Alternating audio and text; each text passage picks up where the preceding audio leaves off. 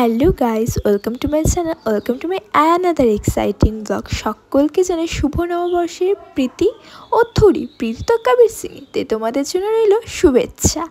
আর বড়োদেরকে আমার প্রণাম, ছোটোদেরকে আমার ভালোবাসা। তো তোমরা এর আগে দেখেছিলে আমি নববর্ষের একটা ব্লগ আপলোড করেছিলাম। তো ওই ভিডিওটাতে কপিরাইটের কোনো প্রবলেম হওয়ায় ফেসবুক থেকে আমার কাছে নোটিফিকেশান এসেছিলো, তাই আমি ভিডিওটা ডিলিট করে দিয়েছি। কেননা আমি চাইনি ওই ভিডিওটা যেন আমার ফেসবুকে কোনো প্রবলেম হোক, তার জন্য আমি ভিডিওটা ডিলিট করে দিয়েছি। তাই ভাবলাম তোমাদের সাথে আবার একটা ব্লগ করে সম্পূর্ণটা শেয়ার করি। তো নববর্ষের দিন সকালে ঘুম থেকে উঠে সকাল সকাল স্নান সেরে ঘরে গিয়ে ঠাকুরকে ধূপধুনো দেখিয়ে নিলাম।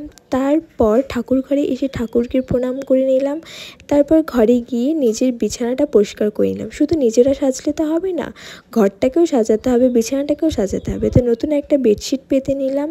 তারপর পিলো কভারগুলো চেঞ্জ করে বিছানাটাকে সুন্দর করে গুছিয়ে ভাবলাম একদম ভিডিও নিয়ে নিই, তোমাদের সাথে শেয়ার করবো। ঘরটা গুছিয়ে নিচে যাওয়ার পর ভাবলাম আজকে আমি কিছু রান্না করি। তো ফার্স্টেই রান্না করেছিলাম সয়াবিন, যেহেতু সেদিন মঙ্গলবার ছিল, আমার বর ভেজ খেত, তার জন্য ওর জন্য সয়াবিন রান্না করেছিলাম। ও আগেই বলেছিল যে পনির খাবে না, তার জন্য সয়াবিন করেছিলাম। কিন্তু আমরা যেহেতু মাছ খাচ্ছিলাম, তাই আমাদের জন্য করেছিলাম ফার্স্টে ছোটো মাছের চচ্চড়ি, মাছের কালিয়া, তারপরে পোলাওটা বেসিক্যালি আমার বরের জন্য করেছিলাম, যেহেতু ভেজ সয়াবিন খাচ্ছিল, তো তার সাথে স্পেশাল কিছু হলে হয়তো ভালো লাগতো, এইভাবেই পোলাওটা রান্না করেছিলাম।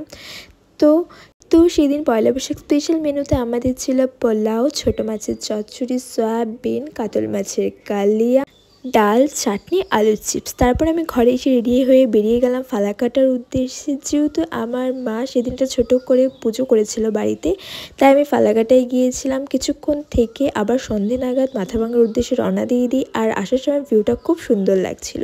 তারপর বাড়ি এসে আবার রেডি হয়ে বেরিয়ে পড়ি আমার বরের সাথে। প্রথমেই চলে গেলাম জঙ্গলিকালী মন্দিরে, তারপর মদনমোহন মন্দিরে মদনমোহনের দর্শন করতে। কেননা যেহেতু সারাদিন আমার বরের সাথে আমি একটু টাইম কাটাতে পারিনি, তাই দুজন মিলে রাত্রে বেরিয়েছিলাম।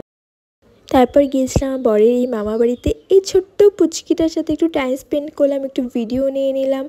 দেন বাড়িতে এসে একটু মিষ্টি মুখ করে নিলাম। আর আজকে ভিডিওটি এখানেই শেষ হচ্ছে। দেখা হচ্ছে নেক্সট আরেকটি এক্সাইটিং